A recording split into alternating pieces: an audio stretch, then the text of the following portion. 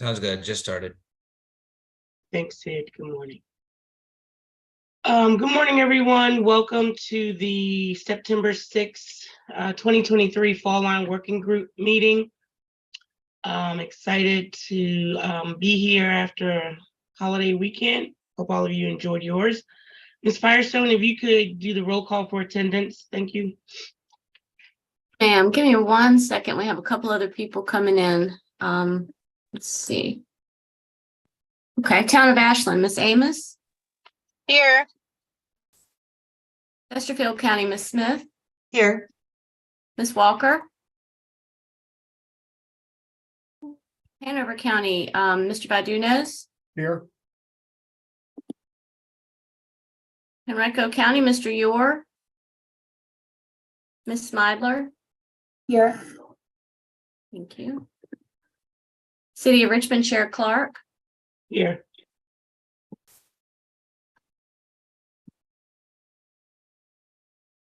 VDOT, Mr. Riblet. Here. McAdory. Plan RVA, Mr. Parsons. Thank you, Ms. Firestone. It's actually CVTA now. CVTA. I realized that as soon as I said it. Well, let me try again. Plan RVA, Mr. Riggin. We do have still Plan RVA representation. Morning. Good morning. And FOLAR, we have Heather on, but she is not a panelist. I will mark her as present. Sports backers, Mr. Tyndall. Cities MPO, Mr. Swakowski. Here. And Virginia Capitol Trail, Miss Anthony. Here. Thank you. Janice, this is Mark Riblet real quick. Liz is online, but hasn't been moved over to as a panelist yet. Okay, I'll take care of that now. Thank you. No worries. Thank you very much. Here now. Thanks. Well, awesome. Good morning again, everyone. Those just joining us. We're moving on to item number 3, consideration of amendments to the meeting agenda. Hearing none. We'll move to number 4, open public comment period.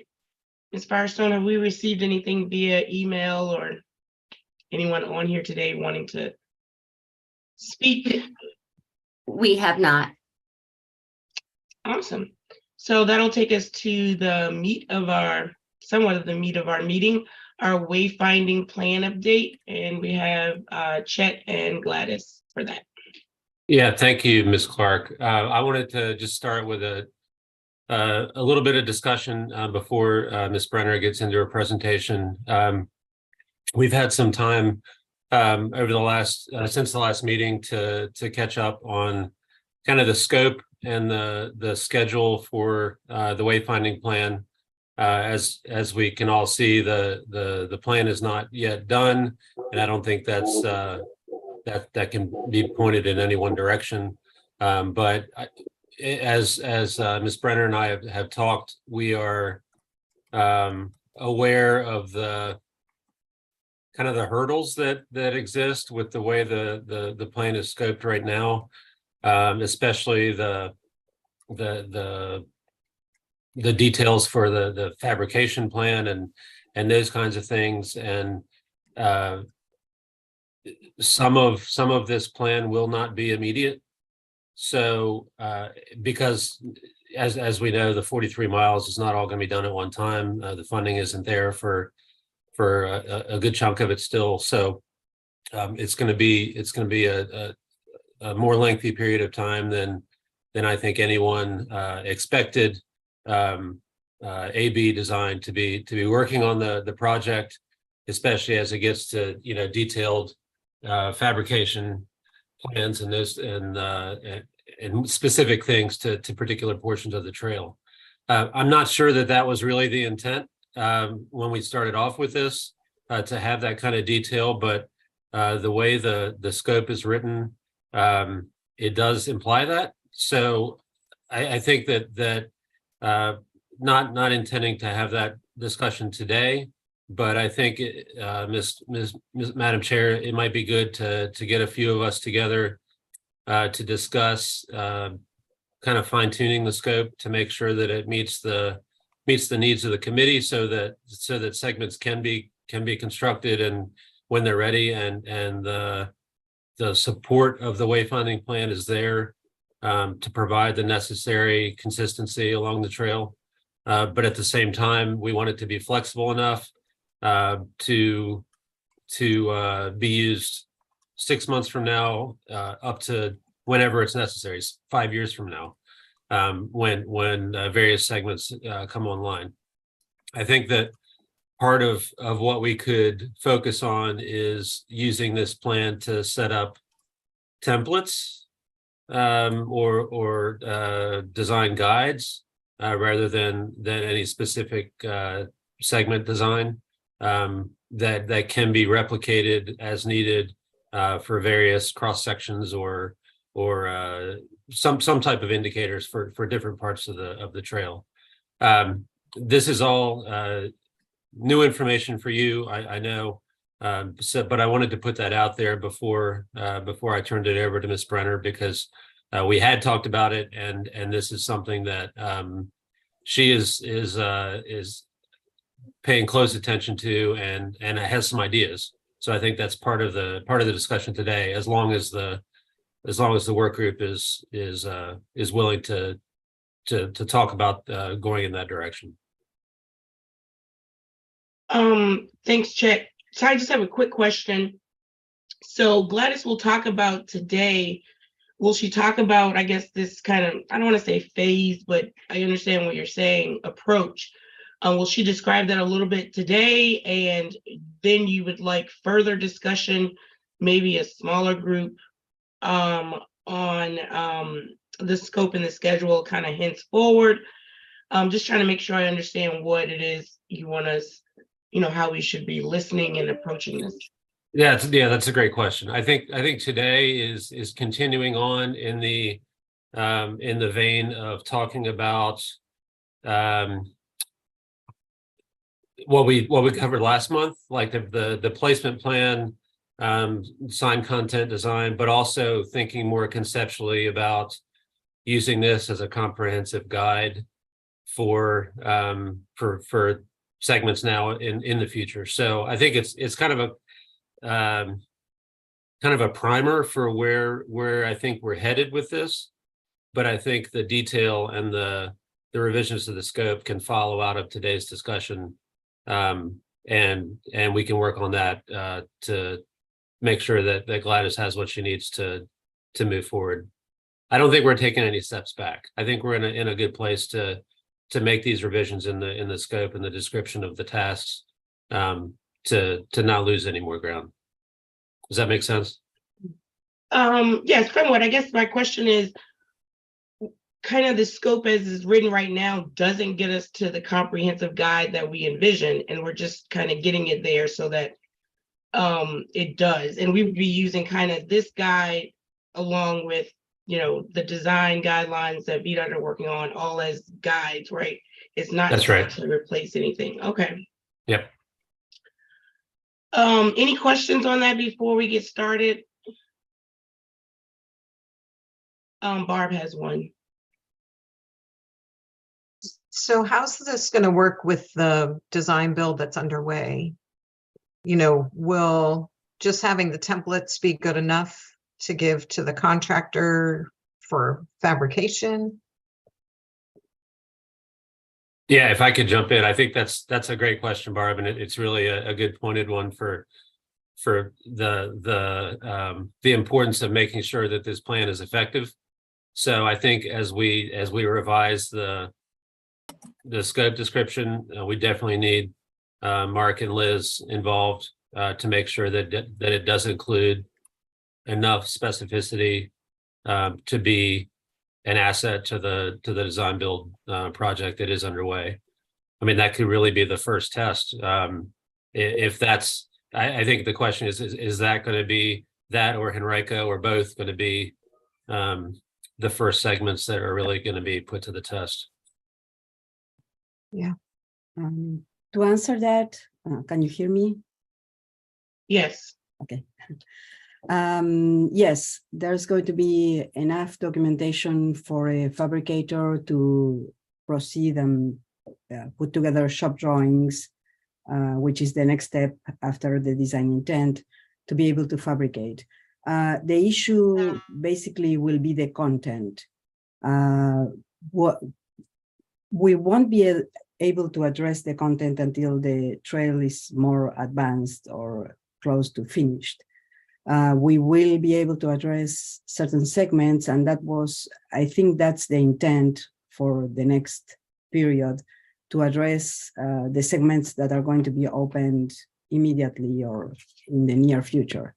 But this document will allow the different counties, when the time comes, to order the signs. And what we gave you, I wasn't planning today on talking about location, because what we gave you last time, which was a preliminary sign location along the 43 miles, it's what we can do right now based on how advanced the trail is in terms of construction. So that is still there. It's an idea of the signs that you may need along the trail. Also, on the way to moving to the design intent, we added some other sign types that could be used as well. I have the experience that we did for Appomattox River Trail. We did a manual that had clear instructions on how to contact the fabricator, what needs to happen if a certain segment of the trail wants to order signs. So it was a tool that will allow them to order signs as they need. Now there was a segment that they wanted to have immediately done, so we produce detailed artwork for each particular sign that went on that segment. So I'm not aware if there were more segments that were done, if each county took the initiative to work on their own using the manual or not. But my understanding could be a similar situation, that you will have the elements that are needed to proceed, whether you want to engage our services for each particular segment or not. I don't know if that answers most of the questions. Thank you. It does. I'm going to go to Mark. Thanks, Dorota. Just wanted to respond to the question about whether or not this information would be available for the design build project underway right now. And at this point, the design build contract does not include this type of wayfinding signage. So at this point, that's not included in terms of what we're expecting to be put on the ground with this project, with design build 1. Okay. Are you going to be able to issue a change order? I don't think our intent was ever to do that. We can certainly talk about that, but the anticipation was that wayfinding efforts like that would be potentially something that was added later to those projects. I mean, we can certainly have that discussion. I'm not trying to completely close the door on that. Just all the discussions up till now had been that was not part of what was expected to be included in those projects. But again, we can have that conversation if the funding is there for that. Thank you. Mr. Ewer? Good morning. Thank you, Madam Chair. So we don't have wayfinding in any of our section contracts, but we have add-on contracts between the northern section and the southern section of Henrico for trail amenities. It's also not included in there, but we're possibly going to be able to do that as a supplement to those contracts, or just a standalone contract to install wayfinding at some point as the projects progress. And just like the rest of the trail, ours are not gonna be all built at the same time, so there'll be a phasing need as well for the Henrico sections. Thank you. And I guess my question, I always kind of go to money. So this is for Chet. How do we envision? So it's sounding like there's going to be a gap in wayfinding funding potentially. So Todd, are you all just using some of the dollars that you were allocated for Fall On Trail to pay for the wayfinding? Just a point of reference as we talk about it. And then Ms. Brenner also talked about, as certain segments need to get developed, it would potentially be a specific task order for a locality. And is that another cost that would be borne by the locality or the CVTA? Only in asking that this original, 68,000 or so was CVTA dollars. So go ahead, I'm sorry. Yeah, I was gonna say, I can address the Henrico piece. No, we didn't carve out any funding. We don't have a cost estimate for what wayfinding will cost. So we haven't made any provisions for funding that for the Henrico section. I would suggest we consider carving out some of the either CVTA regional or other funding sources as a pot of funding for wayfinding signs as segments come online to help cover those costs, because I don't think anybody's really accounted for that. I know we haven't. Okay, yeah, so that's something to think about. And then I guess, how we access those regional funds, because currently, it's kind of either going to be Chet's administrative budget, which I know he doesn't want to give up, and then, or it's going to be, specifically potentially an application for it. So we do want to talk through that while we're, in the open period, just to make sure a locality may have to apply for that, if that's what they're seeking regional funds for. I'll go to Barb and then Chet. Yeah, I do think that some level of wayfinding is really part of building the trail. Maybe not every sign, but we need at least a minimum level of signage installed as trail sections are built. So with Design Build 1, we need to work out that. What is the minimum wayfinding that needs to be installed with the trail? Okay, Chet.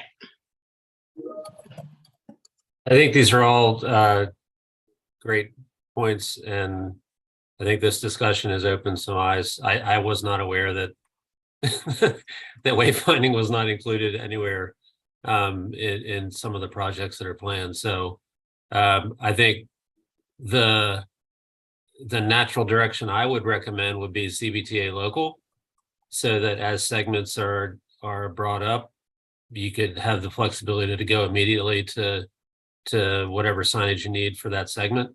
I think a CVTA regional set aside would be possibly an option, depending on the framework and what's allowed and how we could structure that. I think it'll take a little bit of work with the authority members to kind of talk that through for a use of regional funds. I saw Kat's comment in the chat that they used the Virginia Capital Trail used TAP funding. I think I could also talk with Miles about possibly using carbon reduction funds as a possible option if that's allowable. I don't know, but I think we can do some work behind the scenes over the next couple of weeks and see what kind of set up a menu of options, if that would be helpful. Yeah, I think that would be. All right, if we don't have any more discussion on that, I guess Ms. Brenner, I don't know if you had any formal presentation that you wanted. You're on mute, I'm sorry.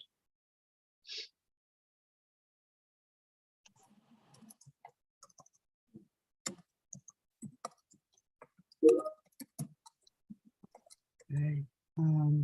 Can you see what's on my Yes. screen? Okay. So when we moved to the design intent phase, we started to rethink about several things and to try to reframe some aspects of the project.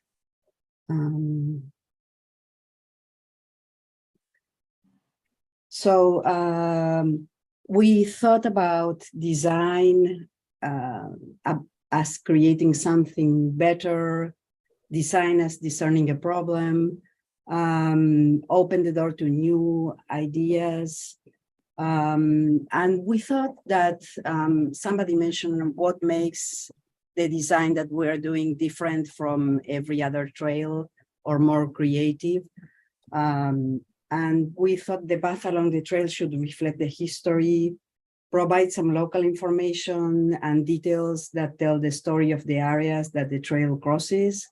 And that will make it particular to the Fall Line Trail. So we started researching some historical images from Ashland, Petersburg, Richmond, Hanover, you know, and started thinking, how could we include these in the project? Also, we started looking at fauna, flora, terrain, because we are trying to move from human-centered design in our projects to life-centered design, which is inclusive of any life that is out there, birds, animals, fish of the area, plants, flowers. So we came up with some images. Also, we were trying to see, to think about people who inhabited these lands originally. We thought of caring for the user of the trail, but extending it to the community, to the family, to the context, to think of the trail as a way to connect communities and to protect the environment. We think that the trail should send the message, drop the car, walk, bike. So in a way, we will be addressing environmental issues. So when we designed, we wanted to be, to have an optimistic mindset, to think about diversity, equity, and inclusion. We want to respect, know, care, and share. Respect will be to know your relationship to everything around you, to know what you don't know, to protect the environment, and to protect its beauty. So we would like to create a more inclusive and intuitive space that is engaging, sustainable, and shared. So we would like to move from navigation only to navigation plus content. So I was thinking, what value does the trail and the signage bring to the community? What does the project bring to the land, the people, the culture, to the land in which the project sits, the people that sit within this land, the culture that they possess? So we would like not to identify only spaces, but conditions. We would love to create experiences, and we feel that everything connects, and the trail should be a reflection of that. And if we can convey that through signage, that will be a good addition to the project. We also discussed some overlapping scope with the wayfinding, questions that we think need to be asked and coordinated. For example, illumination of the trail. I mean, this trail, the signs are not internally illuminated, as on most trails they are not.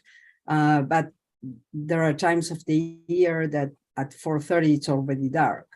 What happens if somebody comes from work and wants to use the trail to bike or to walk? How will they be able to read the signs?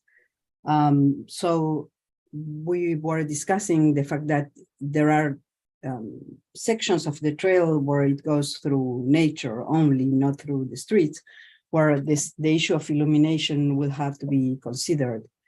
Sustainability, we could explore the use of solar panels for illumination.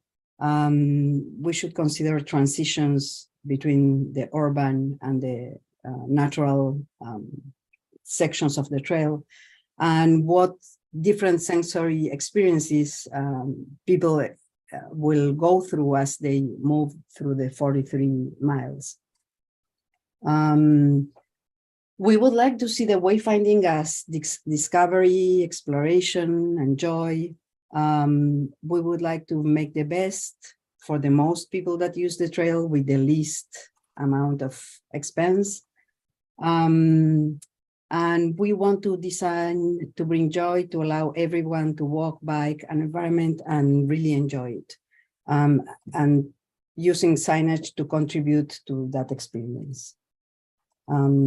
So those were all the reflections that we went through as we were moving into the design intent phase. So this that you're going to see is a draft of parts of the manual or document or standards that we intend to deliver once the final product is finished. So we started by establishing a tentative table of contents. And again, this is establishing which fonts we were going to be using, symbols. And as I said, these are some suggestions if there are particular symbols that are already in use or that each district wants or section wants to contribute, we are open to using those. Then it came on the issue of colors. So these are suggestions, and this is a draft. It's not written in stone. We could have a whole session about discussing colors, but these are the ones that we tentatively propose. As I said, the only condition that will limit us is that the color needs to have 70% contrast between the color and the white letters to be readable and to follow ADA guidelines. So then, as I said, we did a little bit of research, images of people, nature, history that we may want to include in the signs. These are all images that we lifted from the internet.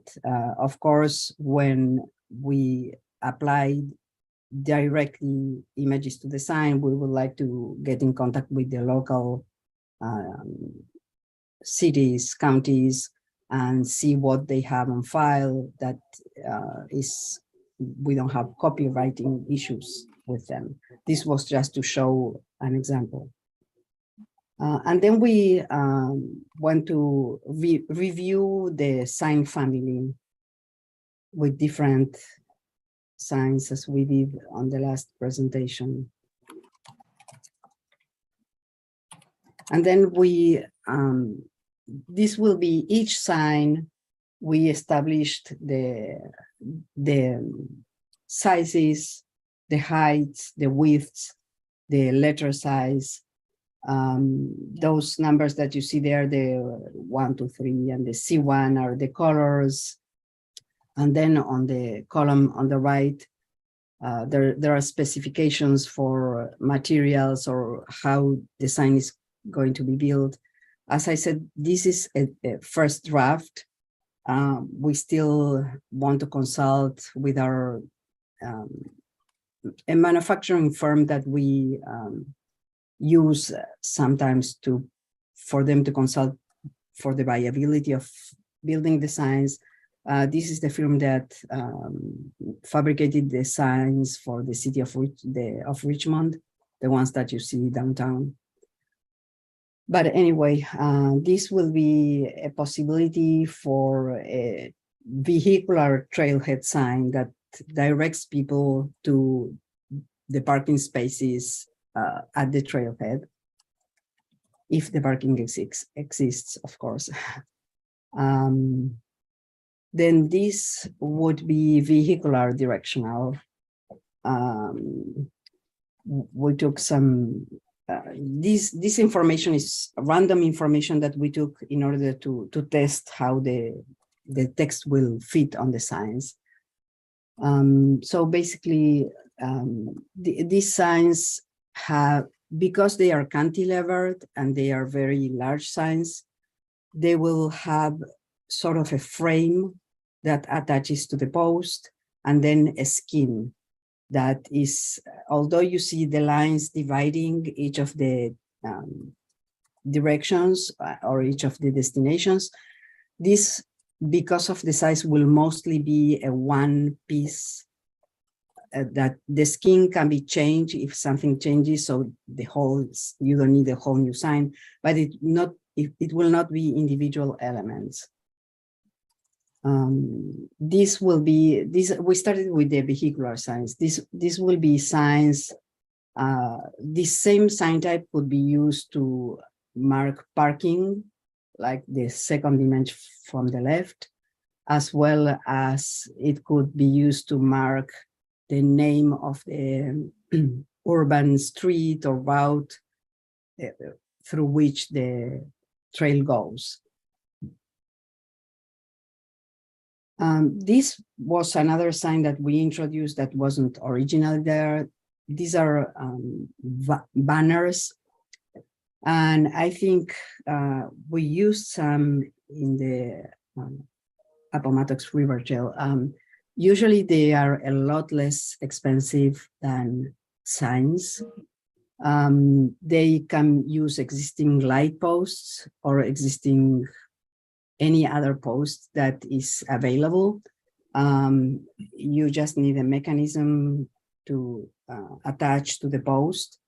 And as I said, they are very good trailblazers that will show people that they are still walking on the trail, and they are a lot less expensive than signage, than fabricated signs, so to speak.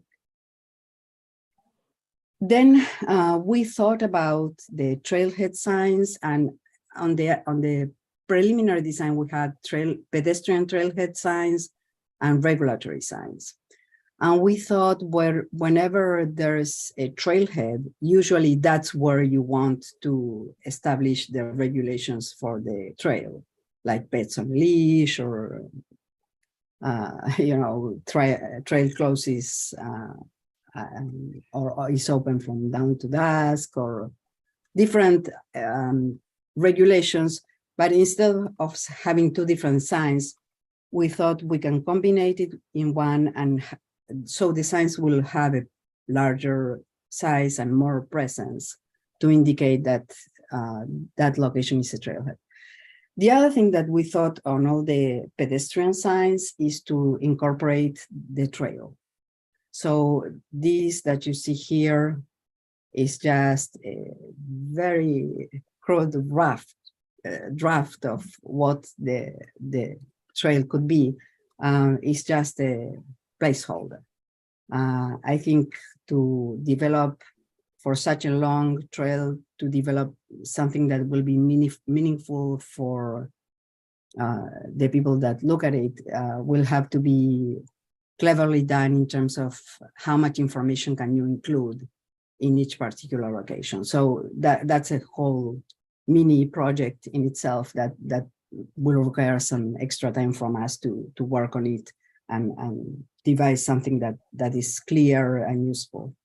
So this is just a placeholder. We thought, well, when we are showing the different areas that the trails go through, we can use that same space to show the trail. So this shows the back of the trail. So we had two different options. It could be that this sign is fully double-sided. So you have the same information on both sides. This will be the front, this will be the back. It could be that the sign is one-sided because we don't need extra information on the back. And this applies to all the signs on the trail. So that's where we could use the back of the sign to display some local information, either flora, history, relevant birds of the area, anything that we could to incorporate to give the trail a more particular identity specific to this trail. Then this will be an option for pedestrian directional, where, as we spoke, the sign has a frame and then it has a skin. That's why when you see it, the side of the sign, it has certain thickness to it. I think about probably 1.5 inches in terms of thickness. It will not be just a plate. But then we have another option in which it is just a plate. So it will depend on the section of the trail, how much information we want to convey. But this could be a typical pedestrian sign where we display destination information. We have the whole trail, as I said, with the local name. And we may want to include an area map more specific to that section where the sign is located with different references to make sure that this whole, people don't have to rely on that small 43-mile trail for all the information that they need. And in these signs, this could be the back of the sign. In this case, we were taking a particular location, which is, I think it's when the trail transitions between Richmond, it exits the Bryan Park and it goes into Henrico. So, for example, you will have the entrance or the exit of the Bryan Park, depends on which side you look at. And then if you keep going, you will reach Spring Park, Belmont, Golf Course, Brook Road, Trailhead. And then on the other side is just the entrance to the Bryan Park. So we thought it will be a good opportunity to display information as to what's there. Soccer, pickleball, golf, and playgrounds, shelters, picnic, etc. But in other cases where the sign is one-sided and we don't need information on the other side, that's an opportunity again to display images of local that convey something about the locality. So this will be a second option for pedestrian trails where these are just plates that are inlaid into the post. And they should be changeable. The reason that we think about having it, both options, is sometimes when you go to change a plate, we had experience in other projects, it's never the same color because the original color got faded because of the sun or, you know, the environmental smog or different elements. So sometimes it depends on how much.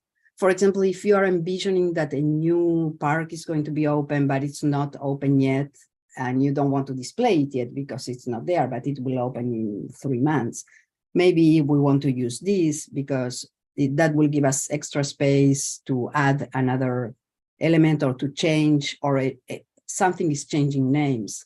For example, the case of the Boulevard and Arthur Ashe Boulevard, they had to redo the complete sign.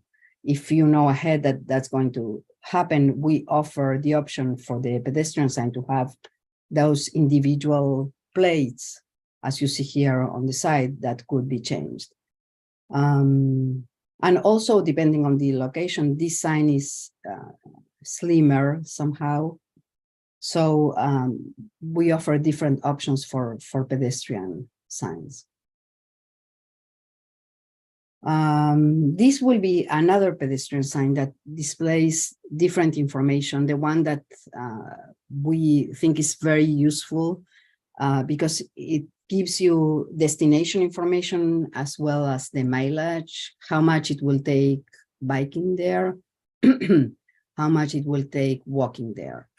So this is a third option for a pedestrian sign.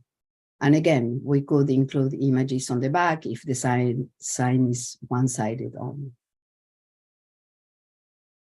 Then this FPO, it says FPO because it means for position only. Again, it will be useful. Sometimes it's more useful to have a map than written information. So we think that we should make available the option of having maps of the trail along different sections. And this map could be a "you are here" map that shows the complete trail, or it could be a map of the section if we don't want to have it incorporated into the pedestrian sign and we want to have it as a freestanding element. So this is a flexible sign, but we felt that it needs to be in the package, a sign that will display just a map. Then these were the mile markers. And we, when we visited the trail, we were discussing that there are some areas that could flood along the trail. So we understand that there, it was voiced some wish to have the signs, mile markers attached to the ground. So this will be an option. We still will give it some type of concrete base.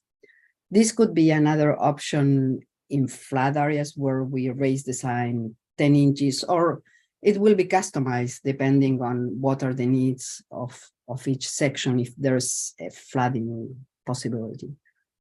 And this, again, this probably will be double-sided because we want people to see them from each side, unless they are parallel to the trail, in which case they will be one-sided. Then these were the little signs that we talked about, that they can have a lot more iterations in terms of what they say, like caution, surface changes, use traffic signal, the trail continues. We intend for this to be as inexpensive as possible and have as many of the small signs and mile markers instead of, approaching a huge investment in, larger signs. Then these are other small signs that they are still very in draft. They still don't have sizes or particular specifications, but we were thinking this trail goes through a lot of existing roads that may have right-of-way issues in terms of signage. If we could use existing light posts or, stoplight posts or anything that will let us use some inexpensive vinyl decals that will let people know you're still on the trail. Then other possibilities as, either use, if it's a paved area, we could use vinyl, long-lasting floor vinyl. It could be a plate that is inlaid in the pavement if we want to go more to an expense. In places where we couldn't use it on the floor, we may be able to stencil it on existing even trees that with some paints that will not damage the nature. But we were envisioning of inexpensive ways of providing constant reinforcement for the person that is walking the trail that they are still on the right path.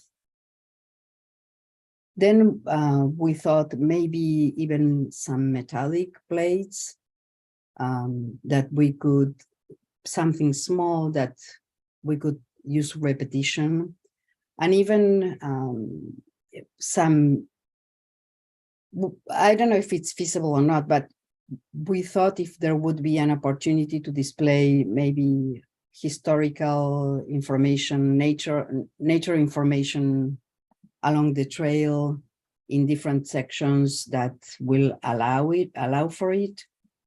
But as I said, these are still very much in draft mode and still need to be investigated. And so this is as far as we develop the project for now. Then, of course, the manual will have all these very detailed specifications for the fabricator in terms of materials, thicknesses, the type of paints that we want to be using, or the type of reflective vinyl that we want them to use for the signs. And then there will be directions for the end users if they want to order the sign, who to contact, what's the best procedure, the things that need to be considered, such as illumination, different locations in terms of VDOT regulations on things like that. So that will be the next step for us, will be to review these with our manufacturing consultant to look for feasibility, to develop all the written information that goes with the images, and to further investigate sizes and materials for these last signs that we think that will be useful to spread along the trail. So that's pretty much all of the presentation that I have for today. Thank you so much. We have a question from Barb. Yeah, I was looking at the last slide that was up with the kind of trailblazing. I was wondering if we could like chop that in half and just have the tree with some water and the initials FLT, to kind of be more on the scale of typical trailblaze signs. Just an idea. Yes, of course. Yeah. We didn't know how sacrosanct the logo is in terms of if we can splice it and use a reduced Right. version. But yeah, this is a good suggestion that will. Yeah, people might not like that idea, so I'll get weigh in from others. Okay.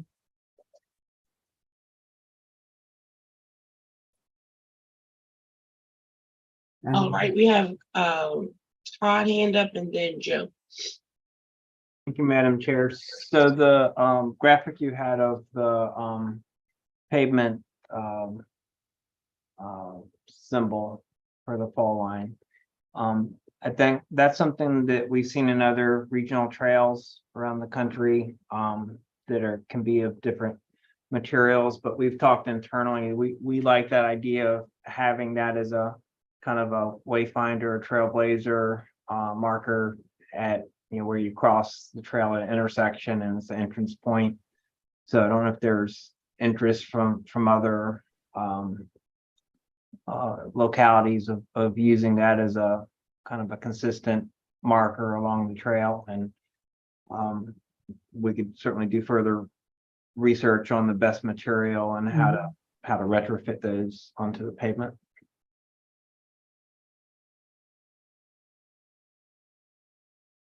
Yes, for that, as I said, there are, the least expensive option is, the long-lasting vinyl, but they have a 5-year warranty. And being that we are using a white background, it has potential for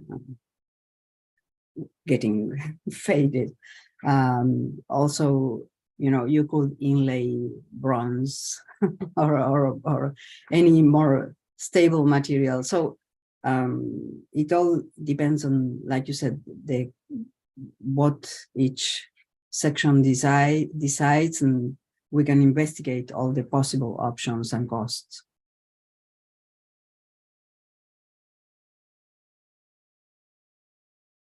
Thank you. Joe? Yes, so I like Todd's suggestion. I think anything that we can do to reinforce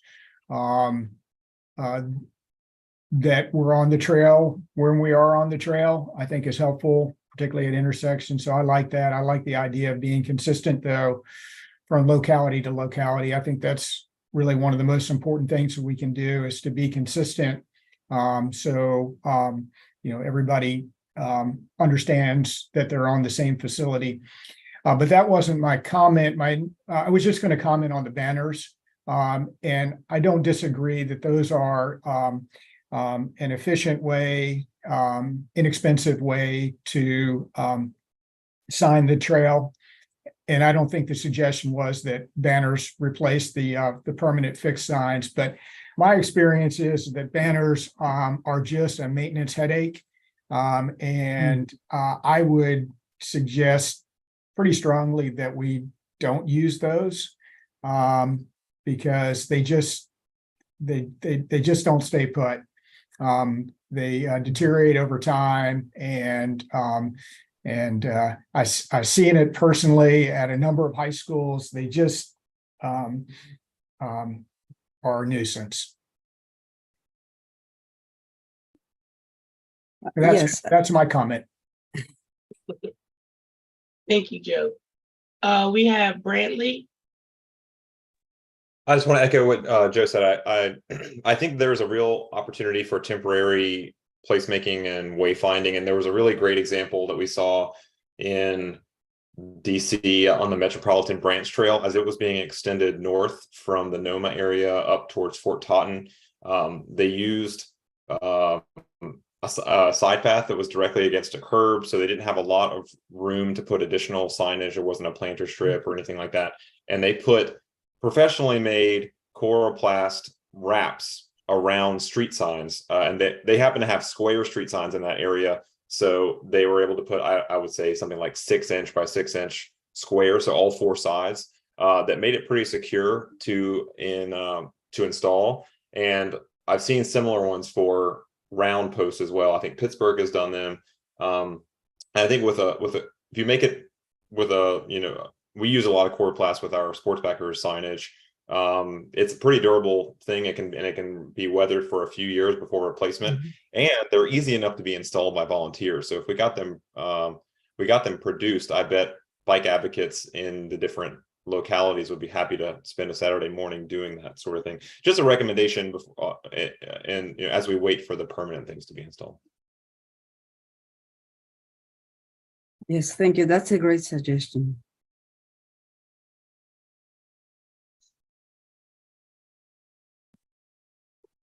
Do you have any further comments?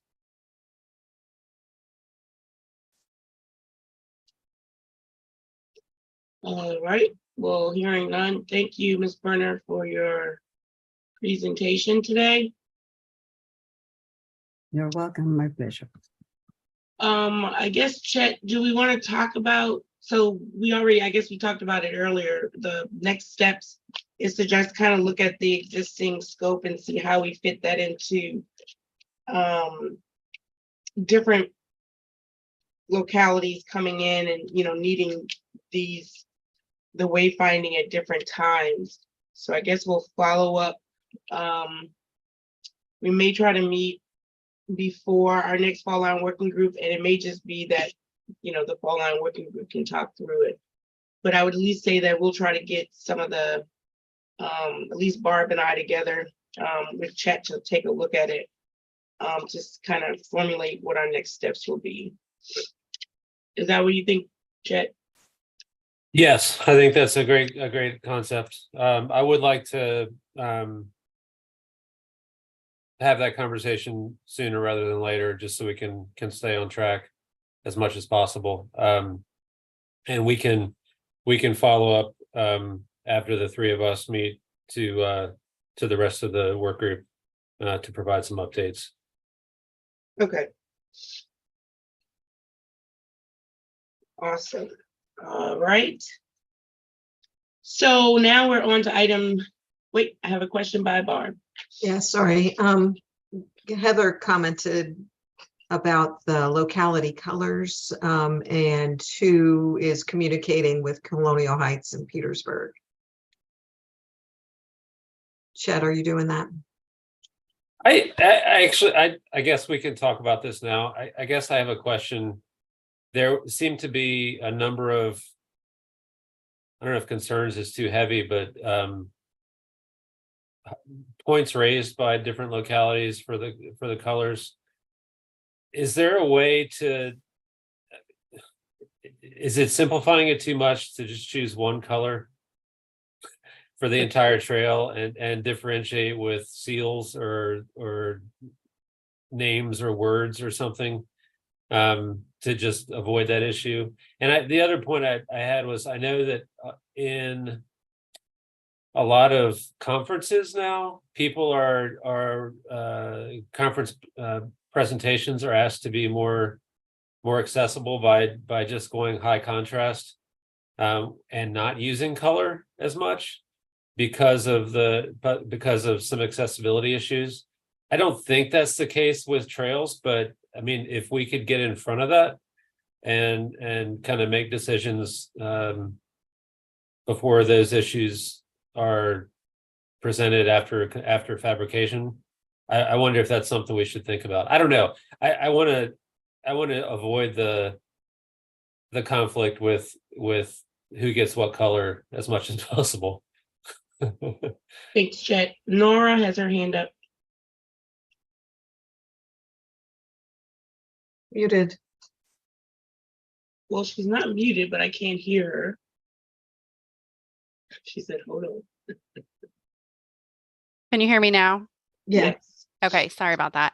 I love the colors, and we've tried very hard to brand our color, and Gladys picked a perfect color for Ashland. That being said, in 10 years from now, are we going to brand a new color?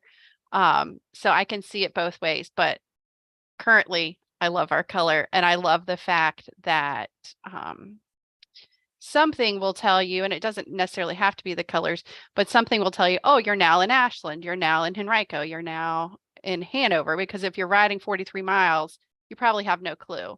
But that's my 2 cents. Thanks. So do other localities have issues with the color? Or have we all kind of settled in? I know Richmond didn't like the color chosen for them, and I think they wanted like a duplicate color because ours is blue. And I think somebody else already had blue. So that's Richmond's. I know our people commented on that. Look at Chad. He's like, there it goes. Yeah, I think you're red now. Yeah, and I don't even know which color I was when they commented. I don't think it was red then. You were like purple. I think Hanover was Hanover purple. was purple. I can't remember. I don't know. I mean, I don't know if people are still fussing with the colors. People might be good with what is shown right now. But we do need to include Colonial Heights and Petersburg. Yeah, can we show the colors again, Gladys? And Gladys has her hand up, so I'll go to Joe first. I'm happy to communicate with Colonial Heights and Petersburg. Okay, on that one, thank you. Thanks. Yeah, so my comment was I was a bit confused because it did appear that there was this strong correlation of the colors with the seals. So I was thinking that in some way that the seal was going to be used. But in the examples that we just went through, I didn't see the seal used. So that tells me that the colors are somewhat random, but not. Ashland seems to be like a perfect complementary color. We were purple, now we're dark red. That's just kind of one of the things I was trying to understand. I think overall, I do like having distinct colors for each locality. I didn't quite understand, Chet, what you were saying about well, I forget how you phrased it. Maybe just understanding that a little bit better too, what that issue is with having, separate colors. But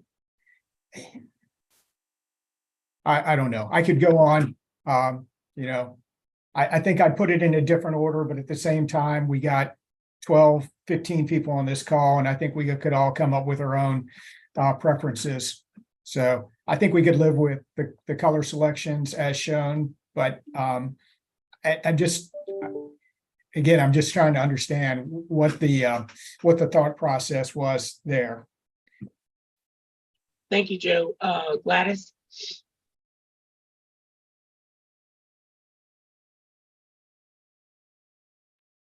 All right. The thought process was, I think I sent a previous iteration where we were showing the selections made by sports backers and why we substitute them because some of them didn't have enough contrast. The Hanover County colors that we presented at the time were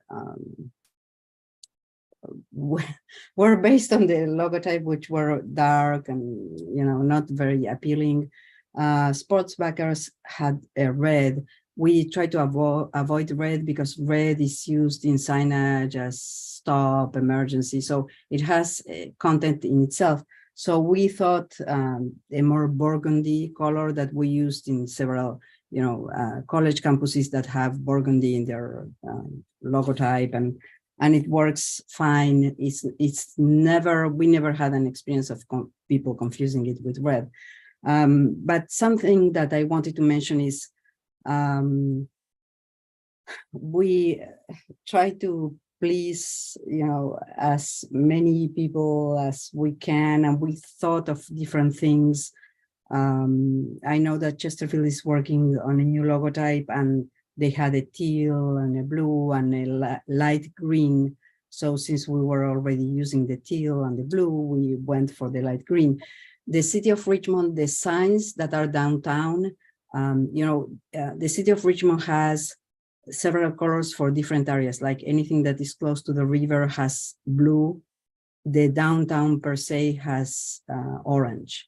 So we thought we could tie into those downtown signs and use the orange. And we had two seals for Richmond. One is the one shown here, and one is one that is mostly gold, just one color and white. So that's the one we had originally. So that's why we went for the orangey gold sort of color. So they may seem random, but they are not really. However, it's legitimate that some of these participants may not be pleased with the color. As I said, the only condition is that they have to have a 70% contrast, and they have to be different enough. And for us in signage, ideally, they have to be named. If the color is purplish, bluish, greenish, it doesn't work. I like that I can say teal, burgundy, blue, green, orange, light blue, gold, or mustard, but I can name them somehow. But again, it can be all the trail one color, because these colors are never without the name. So, and these are not crucial information in terms of wayfinding. It's just like somebody mentioned, you want to know where you are.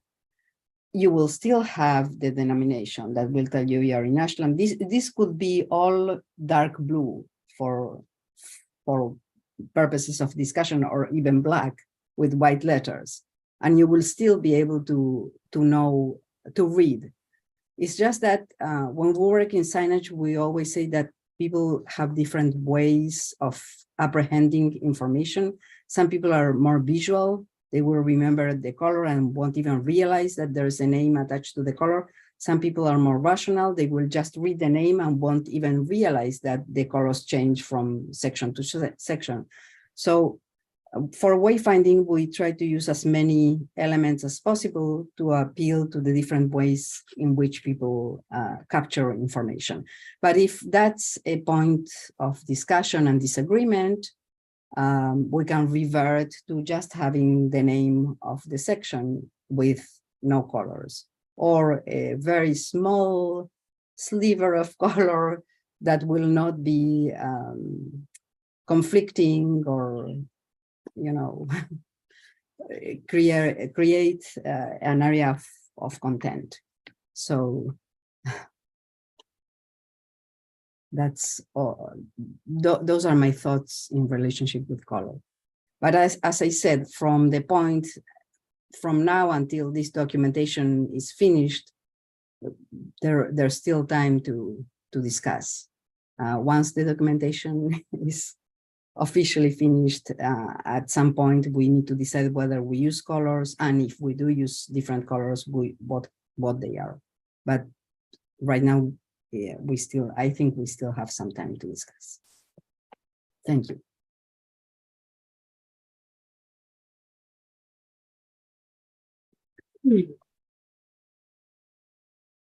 Okay, so we still have time. Seems like maybe we can get this at least resolved, maybe in the works by our next meeting. I have a few hands up. I have Chet, and then Todd, and then Barb. Yeah, I just wanted to highlight Nora's comment in the chat. I think it makes a lot of sense for each member to go back to your locality, to your what did she call it? Public community engagement group people. And I think it would make sense to set a date to get back to me with maybe a top 3 colors. And then I guess in the point of the seal, whether you have a logo or a seal that you would prefer. Seems like Ashland's is the logo, it's not the seal. But if that's what Ashland wants to use, I think that makes sense. So does Madam Chair, I'm just throwing that out there as a next step, and we could set a date when we need everybody to get back to us so that Gladys can move forward. Okay.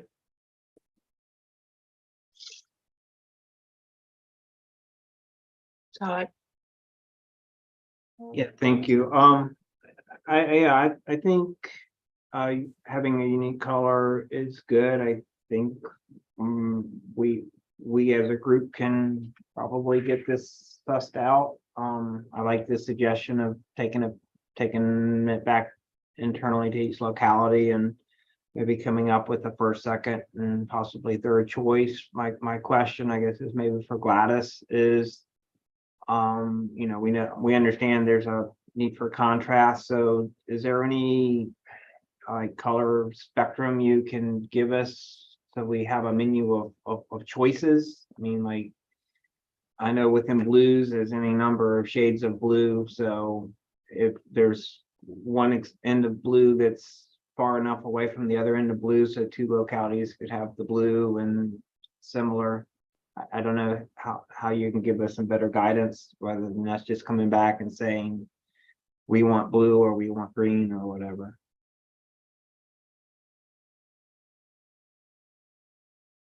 I think when you discuss it within your groups, you need to make them aware that I personally will show them all the localities. So so people know, for example, a light green and a dark green those will be feasible, like we have the blue and the light blue. So yes, we could give options. For example, the orange can be much darker, almost close to red, but not that close to burgundy. Or the burgundy can be darker so that it differentiates from a darker orange. The problem is if two localities want the same color and there's not enough differentiation. Like I will say, there's always maybe two possibilities. In the darker colors, there's two possibilities. The burgundy, or as I said, oranges. To me, burgundy and orange is the range for the so-called reds, and anything that will be in between. The dark blue and the light blue is the range for blues, as long as it's not the blue background of the sign per se. What color do we have? The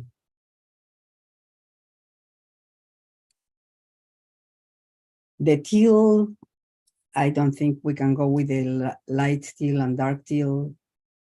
It's more, because it's more particular. I don't think there will be an option to choose two teals that will have enough contrast. I mean, it could be. The only one that we cannot go any lighter is the yellow. We can go darker as long as it differentiates enough from the orange.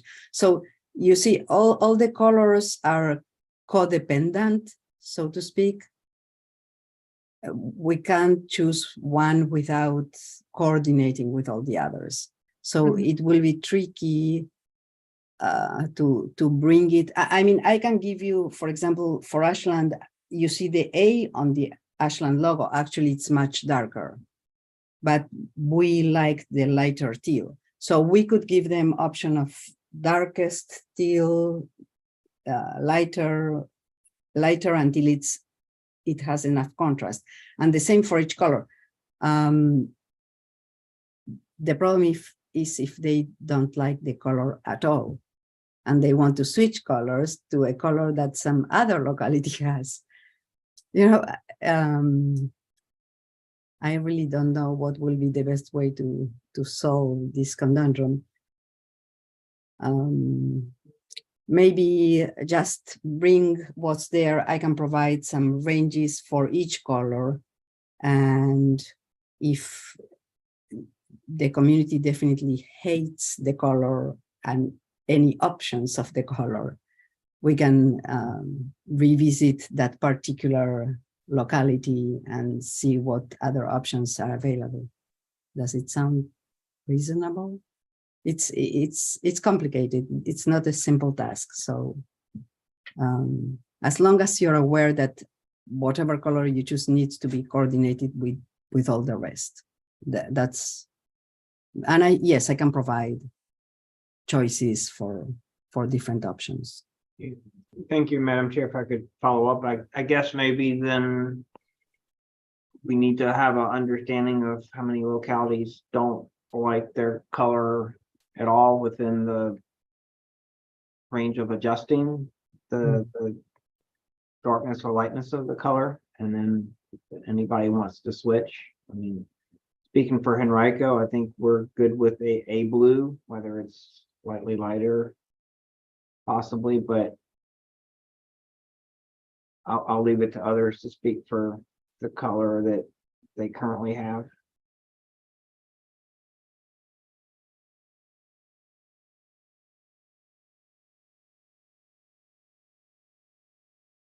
I mean, Diana here. I mean, I've already spoken that, you know, I know I heard Gladys talk about, I work in the downtown, so we have like our Shako bottom, and it does have like a gray and an orange. But those were kind of based on historic sites. And so, yeah, I would appreciate at least having my communications people looking at it and either providing me with the okay or asking for another option. I'm gonna run this by our communications and media people, but I can't see that we're gonna have an issue. And we're running kind of long on talking. There's some comments in the chat that we probably need to move along.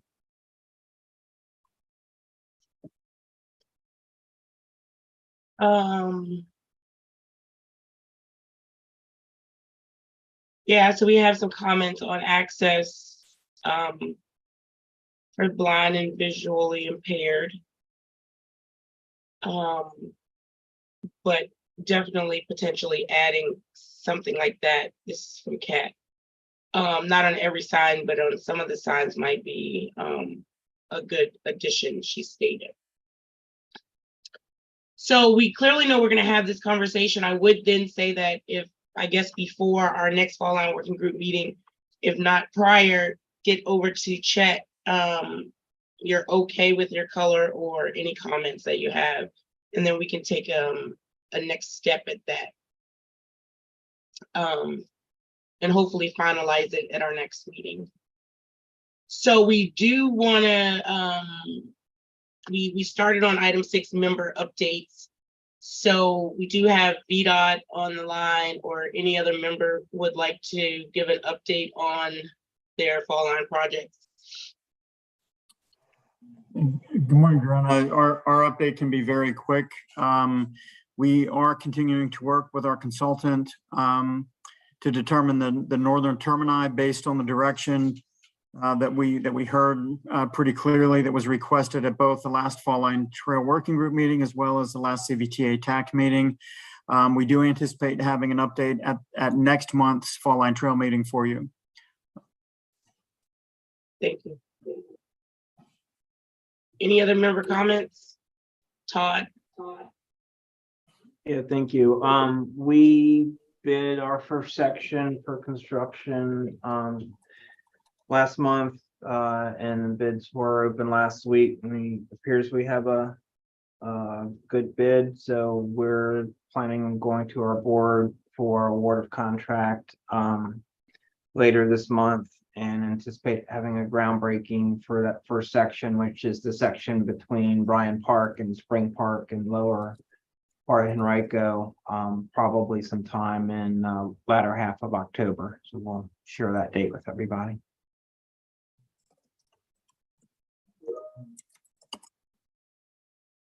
Awesome, thank you. All right, keep it moving. Future topics. I know we talked about the color. We'll talk about some of, kind of making the wayfinding a comprehensive guide manual for, certain segments in localities and how we'll do that. And anyone else have any suggestive next topics? Okay, hearing none, our next meeting scheduled for the 4th of October. And looking forward to talking to each of you then. Otherwise, this meeting is adjourned. Have a great day. Thank you very much. Thank you.